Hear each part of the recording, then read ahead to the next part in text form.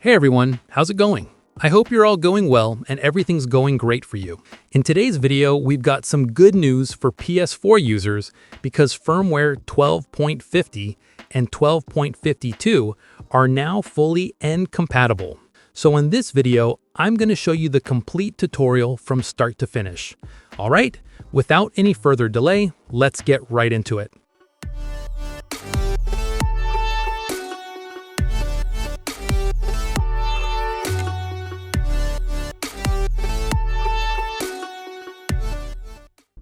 Just like firmware 12.02 and below, the jailbreak for firmware 12.50 and 12.52 still uses the BDJB method, which means we're jailbreaking the PS4 using a Blu-ray disc that contains the exploit script. Previously, BDJB was created by gezine, but for this latest version, it's developed by 15321 and Sistro.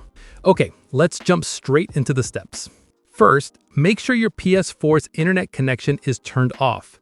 This is really important so your PS4 doesn't accidentally update the firmware automatically. To do that, go to Settings, then select Network and uncheck Connect to the Internet if it's still enabled. Next, we need to check whether your PS4 firmware version is compatible with this jailbreak method. To check the firmware version, go back to Settings, choose System, and then enter system information. Here you can see my PS4 is currently on firmware 12.52. And as we already know, this updated BDJB method works on firmware versions from 9.00 up to 12.52. Once that's done, go back to the System menu and select Automatic Downloads. Disable every checkbox in this section. This is to ensure your PS4 doesn't automatically download or update firmware or apps when connected to the internet. After that, return to the PS4 home screen and open the Notifications menu. Clear every notification in here, including any download notifications if they're still showing.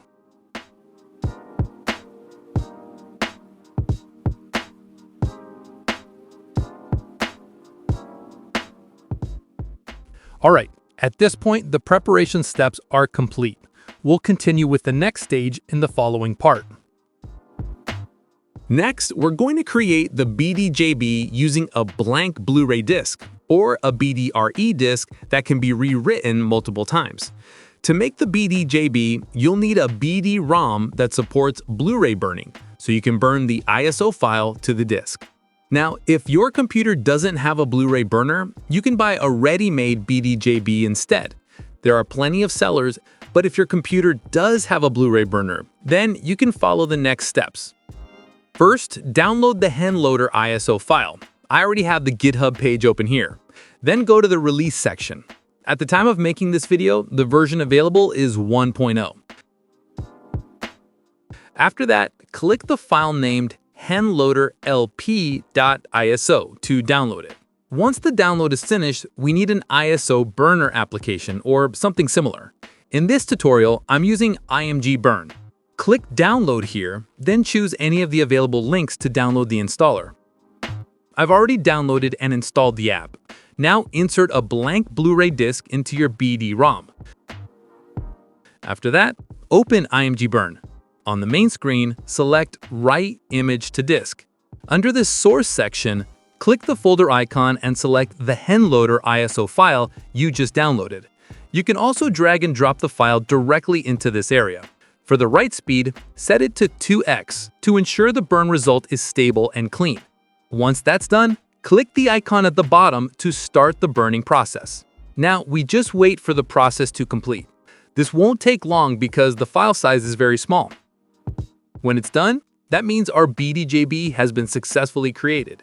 You can eject the Blu-ray disc from the BD-ROM, and now we're ready to insert it into the PS4. Now let's move over to the PS4. After you insert the Blu-ray disc, wait a moment until the HenLoader LP icon appears with the image shown here. Before we open the BDJB, there's an important step for those of you running BDJB for the very first time, which is enabling the disc player feature. My PS4 has also never run BDJB before, so we're going to see the process together. Let's go ahead and try launching the BDJB. And as you can see, a message pops up asking us to activate the disk player through the internet. So we'll go back for now, and we need to connect the PS4 to the internet. To do that, open Settings, then go to Network, and check Connect to the Internet. After that, select Set up Internet Connection. You can choose either Wi-Fi or LAN cable. Here I'm using Wi-Fi, then choose Easy. Next, select your Wi-Fi name, enter the password, hit Next, and just continue the setup. Now we wait until the PS4 successfully connects to the internet. Alright, it's connected. Keep in mind, this step only needs to be done once. After the disc player feature is activated, you won't need internet again the next time you open BDJB. Now let's head back to the PS4 home screen. There's one important thing you need to pay attention to in this part.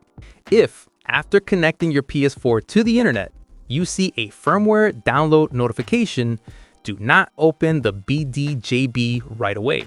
You need to go into the notifications menu first, then select the firmware download process that's currently running.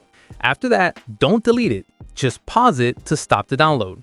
Why shouldn't you delete it? Because if you delete it, the PS4 will automatically start downloading it again within a few minutes. So just pause it for now. Once the BDJB runs successfully and your PS4 is already in hand mode, then you can safely turn off the internet and delete the firmware download process afterward. Alright, now let's head back to the PS4 home screen. Alright, now let's go ahead and open the BDJB to start the jailbreak process.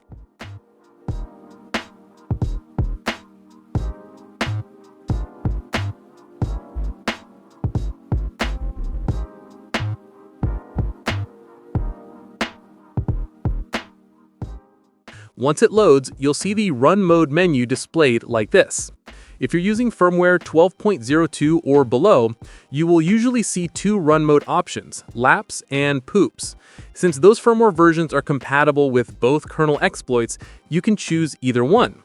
But if you're on a firmware above 12.02, like my PS4 here on version 12.52, then you will only see one run mode option. At this part, just press the OK button on your PS4. If your confirm button is O instead of X, then press O. Even if the screen shows X, just follow the button layout based on your PS4 region. Here I'm pressing the O button. And as you can see, the goldhen notification appears, which means the jailbreak was successful. Keep in mind that the jailbreak won't always succeed on the first try. If you see an error message like this, or if goldhen doesn't appear, that means the attempt failed. If it fails, just restart your PS4 and run the BDJB again. Once goldhen appears like this, we can exit hen loader. To do that, press the PS button on your controller. Then press the Options button, and here you can either select Close Application to close hen loader, or choose Remove Disk to eject the BDJB disk. In this case, I'll choose Remove Disk. Since the jailbreak process is already finished, we can go ahead and turn off the internet. To do that, open the Network Settings menu again, and remove the checkmark here. From this point on, we no longer need the internet every time we open BDJB. Alright, the jailbreak process is complete, and your PS4 is now running in hand mode. Actually, inside the goldhen menu, there's a setting that allows BDJB to automatically exit the application or even automatically eject the Blu-ray disc from the PS4 once the jailbreak is successful. I'll show you how to set that up in a moment. Alright, moving on. As you can see up here, the goldhen menu has appeared. Inside goldhen, you can do a lot of things, including installing PS4 backup games. I'll also explain how to do that right after this.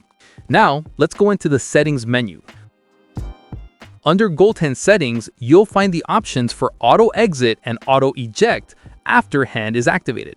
You can enable BD app auto kill, which means the PS4 will automatically close the BDJB application once the jailbreak succeeds. If you enable auto eject, the Blu-ray disc will also automatically eject from the PS4 once hand is active. Next, let's go back to the PS4 home screen. If we open Settings again, then go to System, and open System Information, you'll see the system software now shows hen 12.52. This follows your firmware version. So if your PS4 is on firmware 12.50, it will show hen 12.50. All right, that completes the jailbreak section. Next, I'm going to show you how to install PS4 backup games. So now we're heading back to the computer. Here I've prepared several PKG files, which include one game title, CTR, and one homebrew application called PS4 PKG Installer. Some of you might wonder, why are there so many PKG files for just one game? For those who don't know yet, a PS4 backup game always consists of at least two PKG files. The first one is the base game, and the second one is the update. There can be even more files if the game has DLC. For example, CTR here also has an additional DLC PKG. To install them on the PS4, all of these PKG files need to be copied to the root directory of your flash drive. I already have a flash drive prepared here. Make sure your flash drive is formatted to exFAT. To check this, right-click the drive, select Properties, and look at the File System section. It should say exFAT. If it's not exFAT yet, you'll need to format it first. Just right-click the flash drive, choose Format, set the file system to exFAT, and then click Start. Keep in mind, formatting will erase everything inside the flash drive, so make sure there are no important files in it. Once the flash drive is ready, copy all the PKG files into the root directory. Make sure they're placed directly in the root and not inside any folder, so they can be detected by the package installer menu in Goldhen. After you're done, eject the flash drive from your computer and plug it into the PS4. Make sure hen is already active. Now go into the Goldhen menu, then select Debug Settings. After that, choose Package Installer. Here you can see all the PKG files from the flash drive are detected, including the CTR game with its base game, update, and DLC, as well as the homebrew app PS4 PKG Installer. You can actually install them one by one, but in this tutorial, I'm going to select Install All so everything gets installed at once. Now, we just wait until the installation process is complete.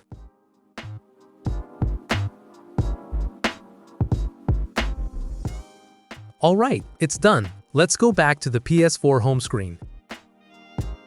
Here you can see two new icons have appeared, the CTR game and the PS4 PKG Installer app. Let's try launching CTR first.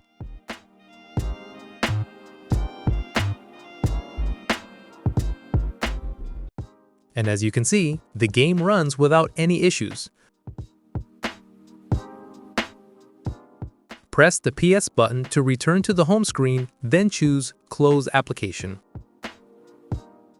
Next, let's try running the PS4 PKG Installer app. The app also works normally without any problems. For those who don't know, this application functions as a game installer and can also be used to back up installed games to a flash drive, so the games can be reinstalled on another PS4 later. I might create a separate video for a full tutorial on how to use this application. And that wraps up the full tutorial on how to jailbreak PS4 firmware 12.50 and 12.52 using BDJB, as well as how to install backup games through Goldhen. I hope all the steps were clear and easy for you to follow. If there's anything you're still unsure about, feel free to drop your questions in the comments and I'll do my best to help you.